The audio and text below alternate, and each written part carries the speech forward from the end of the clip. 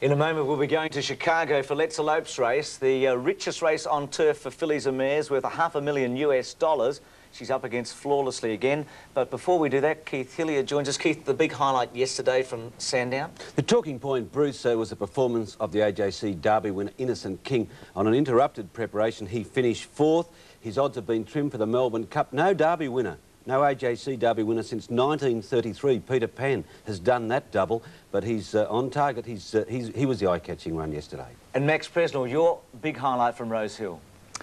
There weren't any real highlights of Rose Hill. The handy performances of March Hare and of Slight Chance were the talking points, but I can't describe them as highlights. All right, well, this race was run a short time ago in Arlington, Chicago.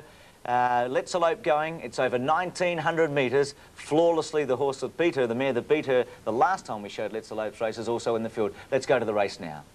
Let's Elope comes forward. And the last one, Lupescu. She's in, they're all in line.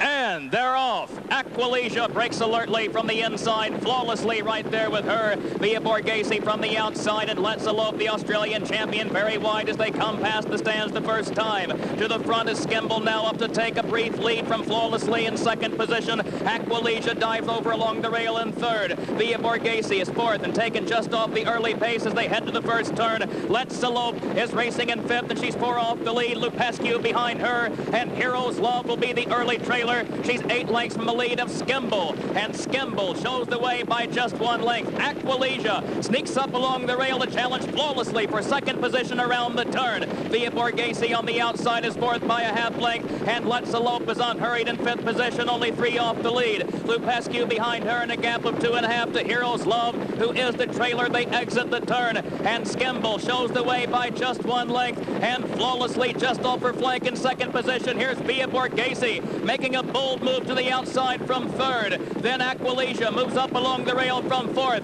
Let's Elope is fifth and seeking to come toward the outside. Lupescu is outside of her in 6th position. A gap of 2.5 still to Hero's Love, who's unhurried from the back. And Skimble shows the way onto the far turn, 3 parts of a length. Flawlessly is still there on the outside in 2nd position. Via Borghese is third. Then Aqualesia moves along the rail in fourth. Her problem now to find room. Let's Elope comes to the outside from 5th. She's still 3 off the lead. They turn for home. Skimble has the lead. Flawlessly is still in 2nd position, then Via Borghese, and Let's Elope is buried in heavy traffic. Flawlessly comes to the front. Hero's Love is making a big move to the far outside. Hero's Love is coming toward the front. Hero's Love and Let's Elope finally finds the room she needs. Flawlessly under assault, facing defeat. Let's Elope, Hero's Love, Let's Elope, Let's Elope takes it by a nose over Flawlessly in the Beverly D.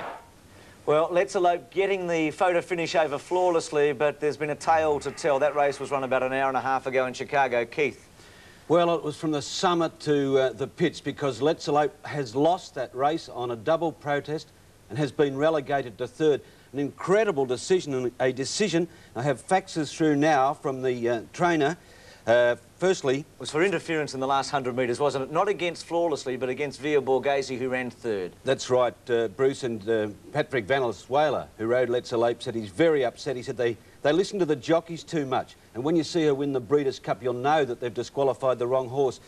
Also, Chris McCann, who rode Flawlessly, said my objection was because there was a little contact between me and the filly who got to the wire first. And Charlie Whittingham, the trainer of Flawlessly, said this: I guess it's better to be lucky than smart. That's life in the fast lane. Well, I reckon it's life, like the Americans served up for Farlap and for Fenwick and for Les Darcy. And now for Let's Elope, it's life. It's one-way traffic. That's a terrible decision. Max? Who was on the stewards panel? Don King? No, I never make a comment on a protest till I see the head-on film. Obviously, it must have been very minor interference, but just in defence of the Yanks, oh, you can't defend them. They did give it Sailor's Guide an international, but nevertheless, what a great run, what a courageous performance, and to lose like that. If that's what life is like in the fast lane, let me stay in the medium lane in Sydney. Yeah, it's pretty slow out there, Max. Well, she was well ridden. She's a terrific mare, and watch out for her in the Breeders' Cup, that's for sure. Yes, first run on Lasix yesterday, which will prohibit her campaigning in Europe, of course. Yes, and hopefully she doesn't bleed again, because we want the safety of the horse. She's one of the bravest and best horses we've ever seen, the mare. OK, let's go from Chicago and all the drama surrounding that race. Repeating, Let's Elope first over the line.